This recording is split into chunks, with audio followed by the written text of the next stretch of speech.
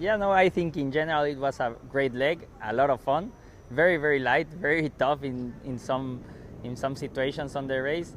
We had an amazing start in Alicante, great fun. I mean, we all enjoyed going out of Alicante in nice conditions, and then from then on it was full on against the other teams. I think in the 4 days of racing we were always inside with most of the times with at least 3 or 4 boats of the class. The last day we saw all the boats in the class, so it's amazing. We all had our chances, and it's what we expected. No, we expected to be here as competitive as we could be and having tight racing. So it's been a great experience. I think it's hard to experience this in any other class than the Volvo 65, which is a one design class. You pretty much do many inshore races within 4 days of an offshore race. No, so it was an amazing. In the end, we came in fifth. It was okay result. We could have done better. There were really good chances in the last 30 miles of the regatta, which some teams did better than others. But it is what it is. I mean, it's part of sailing, and we were happy with the leg we've done and with how we sailed the leg.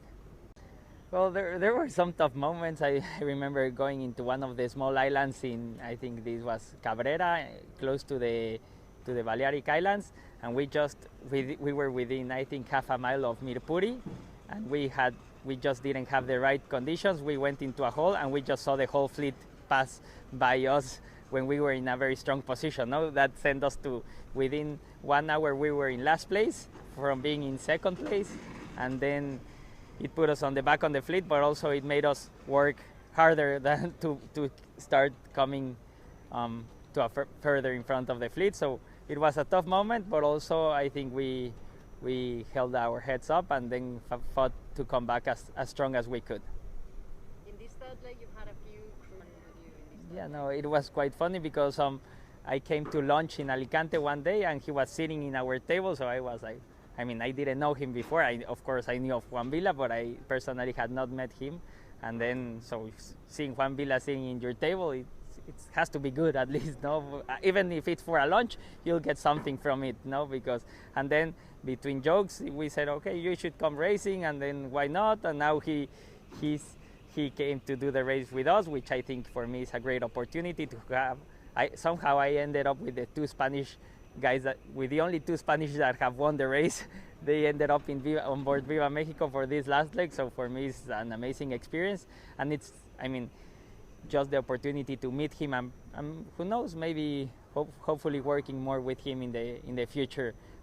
This opened up that, and it was great. Juan is an amazing guy and an amazing sailor navigator. So it was great to have him on board, and hopefully we see more of him close to the Viva Mexico project.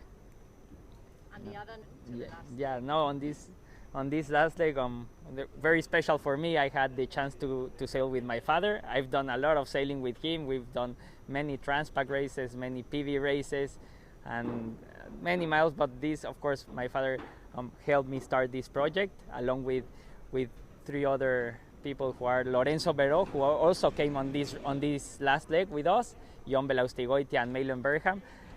They are 4 guys that have helped the project a lot, and this race was just perfect to give that experience for them to be on the race. No, they are of course great sailors, but I don't think they ever imagined to be competing in a leg of the Ocean Race or Ocean Race Europe in this case. No, so they were also very very surprised about the racing, how close it was. It says like it's really amazing. No, you never stop.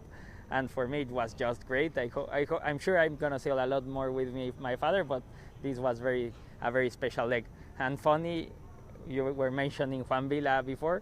My father and Lorenzo Beró, I think between them they have done 13 or 14 Transpac races, which for us is a very typical race. And this year, coincidentally, in 2 weeks, Juan Villa is going to Los Angeles to do his first Transpac, which is the Los Angeles to Hawaii race. So what a coincidence that we had. What a coincidence that, of course, there were jokes that my father and Lorenzo were giving him the tips for the race, no, because it's gonna be his first time. So in the end, I think they all enjoyed. Even my father and Lorenzo also enjoyed having Juan on board, and as well as the rest of the crew. No, that we've done a fun team together.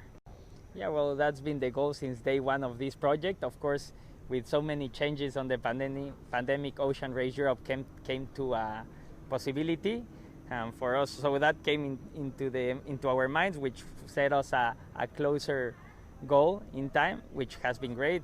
Unfortunately, that's coming to the end, but now it's the right time to keep on working for the goal to be on the start line of next year. Of course, it's an amazing privilege, and also being the 50-year anniversary of the race and the 50 year of Sayula.